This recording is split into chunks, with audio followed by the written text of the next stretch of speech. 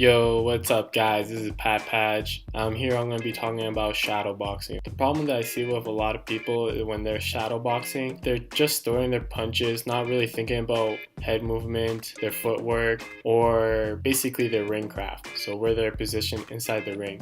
They're kind of just throwing out punches and just going through the motions and throwing out combos. And in real life, that's not how a fight works. You can look like a killer throwing punches at the air or punches on the bag, moving your head offline or pivoting or making sure that you're not along the ropes or along the ring and making sure that you're never backing up too much. I'm just going to show you how I go through my shadowboxing. So first, you got to pick the right type of music. In this case, I was really sad because my dad just told me I was adopted right before I left the house. So I was listening to some Nav. Before I start actually going through my shadowboxing, I like to just throw a bunch of punches out just to warm up my arms and like move around, bounce back and forth, get into my stance. There's going to be 3 things that I'm going to be talking about that you should be always thinking when you're shadowboxing or even like hitting the bag or hitting the pads. And the first thing is that when you're fighting and you're throwing out punches, you always want to move your head after the first or second punch. The reason why you always want to be moving your head after the first or second punch is because if you think about it, if my head is in one place and I'm coming toward my opponent, he can even have his eyes closed and throw a counter punch back, and he has a good chance of hitting me because he just sees my head, knows that it's going to be in one place, and even if he closes his eyes and swings at me, he has a pretty good chance of hitting me. So that's why you see like some of the best boxers like Mike Tyson, what he does is that after every single punch, he moves his head, either weave to the left or right, or slip left or right, or bob. Again, this is just to make sure that if your opponent swings back or throws a Hail Mary punch, so this makes it a lot harder for you to be hit. This is actually something that a lot of boxing coaches try to drill into you. The next thing that you really want to keep aware of is that whenever you're fighting, you never want to back up more than 2 steps. The reason why is because the more you backtrack, sure, that's more distance away from you and your opponent, but that means that you're getting closer to the fence or the ring. And once you get backed up to the fence or ring, you're basically stuck there. This gives your opponent a lot of options on how he's going to hit you because you basically took away one direction of motion. You can't move backwards because the fence is in the way, so you can only move left or right. And your opponent basically can close his eyes and throw out a power punch, and he has a 50% chance of hitting you no matter which way you move. So you always want to be aware of where you are in the ring. And one instinct that you really want to drill into your head is that after 1 or 2 punches, you really want to pivot or at least start circling out to whichever side that you're comfortable moving out. There's like a common myth that you shouldn't move to the power hand. That's probably right in most cases, especially at the lowest level of fighting, because people love to throw out their power hand and try to clip you with it.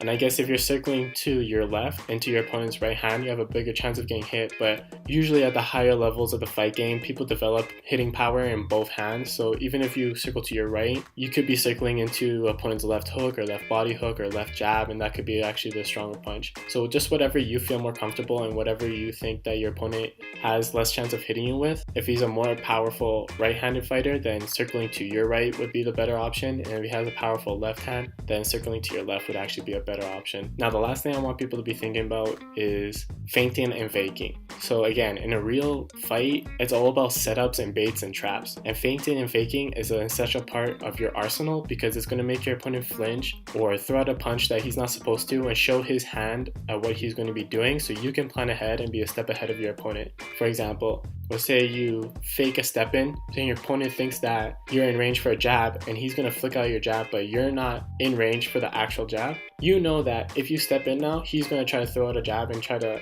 meet you halfway. Now you can try to counter the jab ahead of time. So you can step in and already have your head offline, so he throws the jab over your shoulder, or you can catch his jab or parry it or throw a right hand over the top of his jab. It's just planning ahead.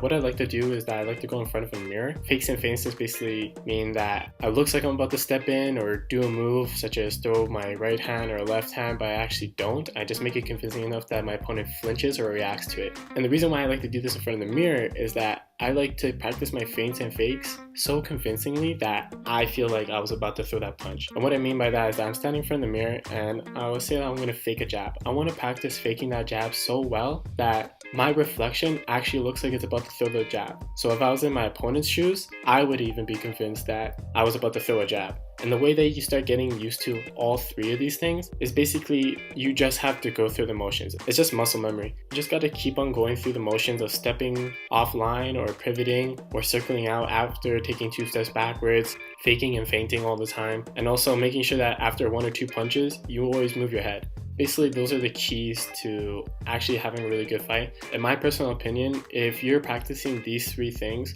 the things in between punches, that's what's going to make the difference in a fight. Alright everybody, I hope you enjoyed this video. Comment down below your thoughts on shadowboxing and what type of boxing training that you like to do. Like the video if you did, subscribe to the channel for more content like this. Make sure to follow me on all my social media outlets, Patrick_Pajda for Twitter. Instagram is PatPatchFit, Snapchat is PattyPatch, and you can even email me at patpatchfight@gmail.com. Alright everybody, I hope you have a great day, and I'll see you next time. Peace.